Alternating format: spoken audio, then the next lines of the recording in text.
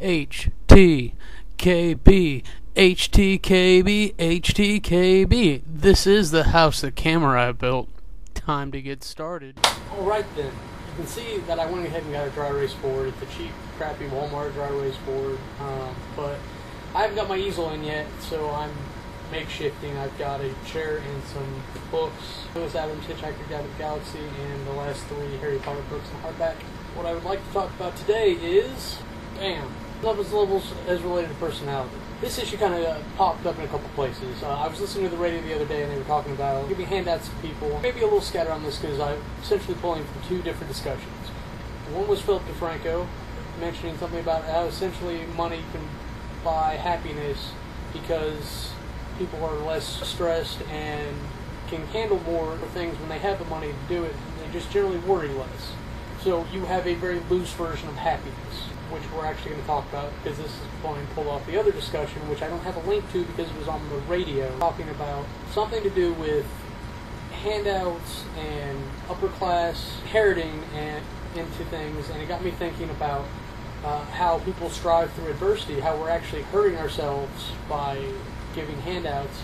Generally, when we get into how the country works, I kind of get a little stressed out because there's very simple solutions, and that's everyone stop being a douchebag. But then that involves a total change of culture for the entire nation, which isn't going to happen.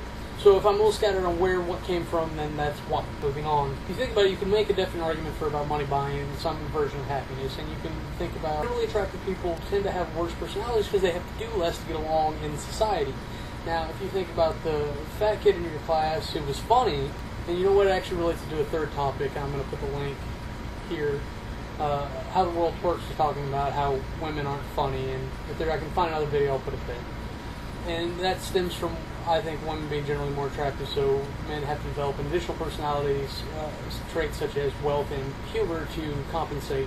Anyways, the fat kid who was funny, he had something going for him. He had that personality because he didn't look stereotypically good. So they developed that personality. They want to help other people who felt like they did when they were younger. They do things. They're activists. Typically when you see people trolling through the mud and fighting the good fight, they're not typical poster models for celebrities and things. The people who had the looks, sway talent over people, they went and became actors and actresses. Big guys on YouTube. Basically all went to LA. But what I want to discuss is the dominance factor and how it even relates to anti-Darwinism in this country. Social Darwinism wins out by far, and that's what I want to talk about. So you have your average person. Now you have to think of us as animals because we're animals. We may be sentient, intelligent, reasoning animals, but when it comes down to it, we're animals. We still have all the same attributes that animals have, and then some.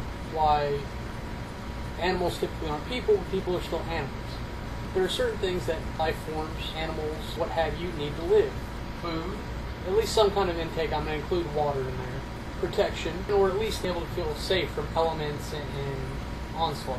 And satisfaction, whether that be sexual or otherwise. They need reinforcement in their life to feel sane and happy. And all these things will come down to a reduced level of stress, which if you adapt to it long enough, the slightest bit of stress may become overwhelming for you. And that is the state in which we would call spoiled. I'm just going to move these to here. Let's look at someone who does make a lot of money. Who else is getting their food forward because they have the money that incomes to pay for that. They don't even have to worry about going to get it. Obviously they have money, they usually have an estate somewhere to keep it. So that's handed to them as well. Generally, if you've got both of these taken care of, almost guaranteed without even worrying about it, you're usually unstressed enough to go ahead and reach that third level where you're out, you've got nothing to do but go schmooze on girls because you don't have to get up and go to work in the morning. You don't have to work hard to feed yourself, your family, maintain your rent, any of that. So you can get all 3 levels.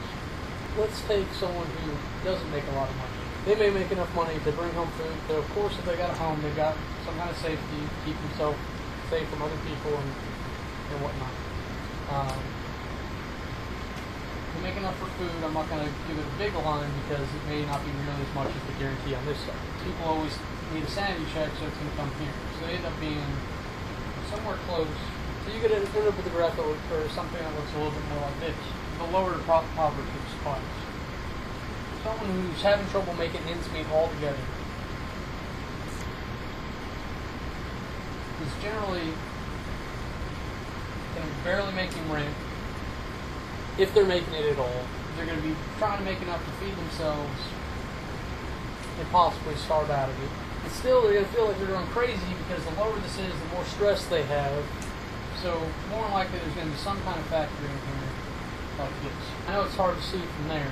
There are essentially level here, level here, level here, and one here. So this would have essentially level 3, 4, and 6. This is, of course, not any scientific numbering here. There's nothing that goes into what this actually means. But, under simple conjecture, you see that someone from the upper class who has all this money is about 1.5 times stress-free than someone in the middle class, and twice as stress-free as someone in the impoverished class, which both leads to kind of a money equals happiness, and generally a lack of personality. So let's face it, people become better through adversity.